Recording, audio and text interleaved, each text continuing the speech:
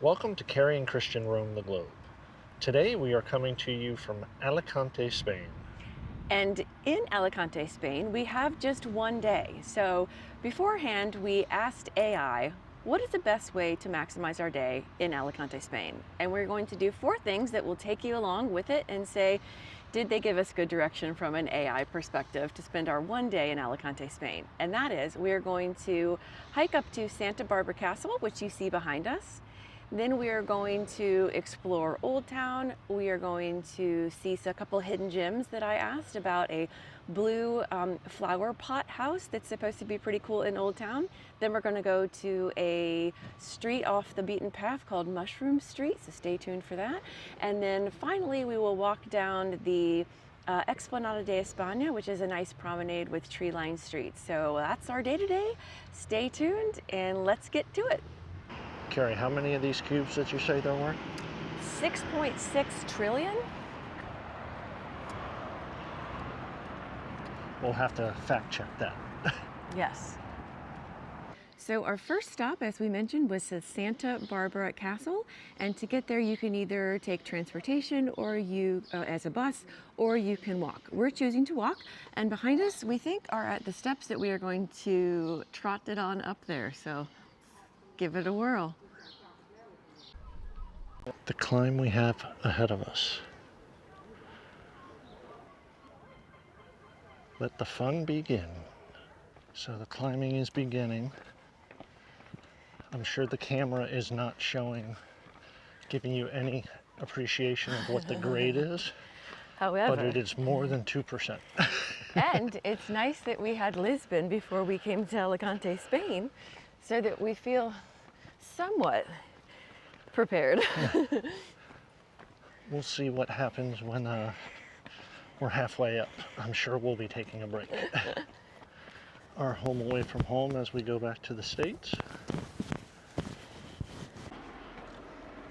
So we've made it to the back side of the mountain now, and now it's just following the access route. We already saw some buses go by, but we're getting in the exercise for the day. We said nay nay on the bus.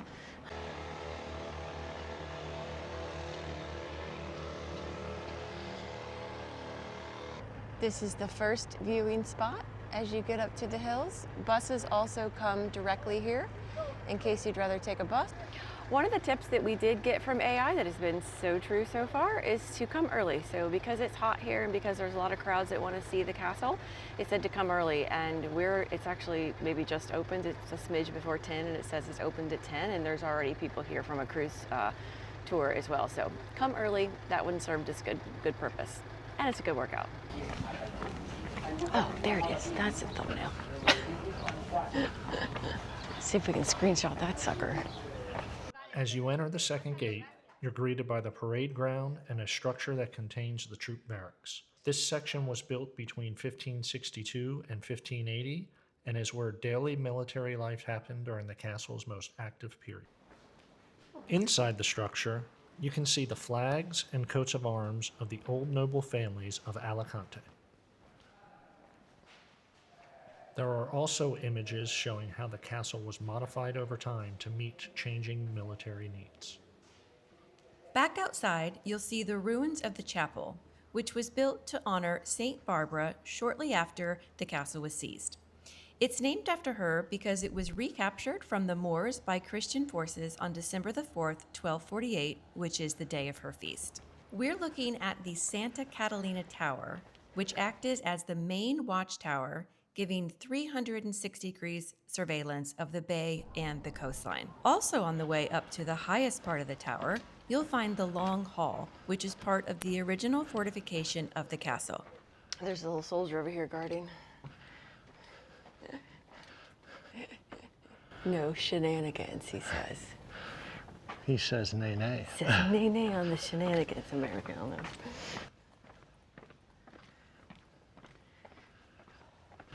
So this is the highest point we're allowed to go to. The walk was actually surprisingly easy, although it is 505 feet of elevation change. I have another fun fact.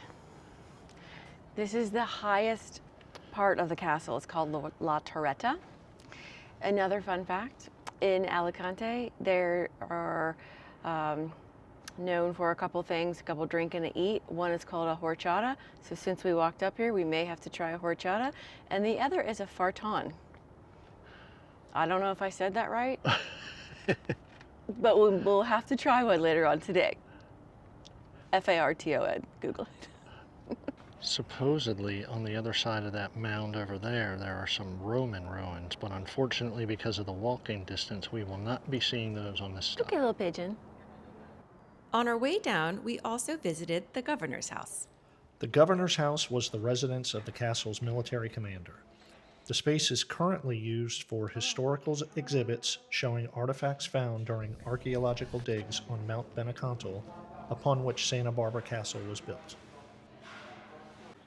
Okay, so now we're in the El Barrio de Santa Cruz area, which is Old Town, and we'd heard about this place that has, that you know you were there because of all the blue, bright blue flower pots, and that's what we're filming right now. We're taking it in with you real time, but you can just see as the steps go up, there are, you know the area because you see a ton of really pretty blue flower pots gathered everywhere. So this is a must-see if you come here.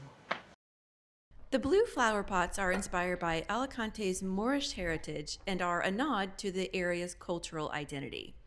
You'll find most of these pots here in the Santa Cruz neighborhood, lining the streets and even the walls, decorating the charming streets. So roaming around by the blue pot houses, we found this little church sitting here. Beautiful quiet spot for worship. It's Ermita de Santa Cruz.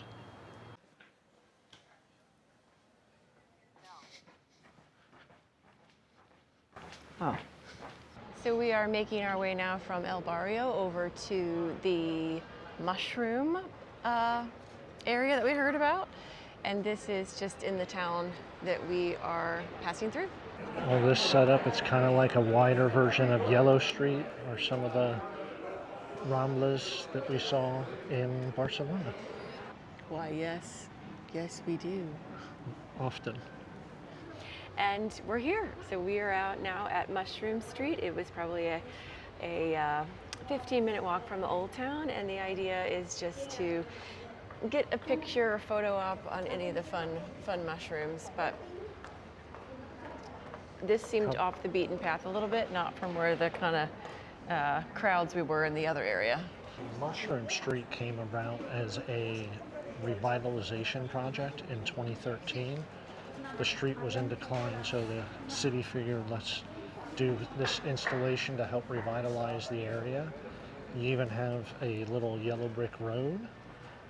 The installation was about 60,000 euros. There was some controversy with that, but of course the city deemed it a success. So we have arrived now to the Explanada de España, which is the promenade. Got a bunch of shops and restaurants that go along the strip here. Right by the marina, looking over at some nice boats right now. We'll maybe get some shots of that in a little bit. Yeah, and we'll pan around, but it's like you said, shops and then restaurants for all your eye can see. There's just a stretch of probably anything that you want, both sides looking back there and then also forward, but no shortage of restaurants, nice fountains going off. Just nice to enjoy on a beautiful sunny day. That's a cute little photo op.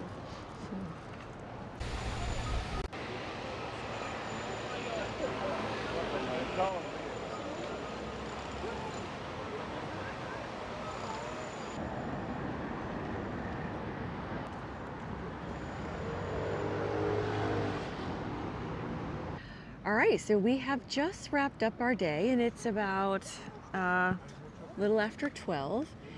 And just a reminder, at the beginning of this, we said AI planned our day, and it gave us 4 things to do. Christian, what's your take on the day? Enjoyed the hike up to the castle, the first castle. Nice walking around in the Old Town area and going through where the blue potted house were. Mushroom Street, it was a revitalization project and a little touristy spot, but it helped to revise that part of town, so that's good for the city. What about you?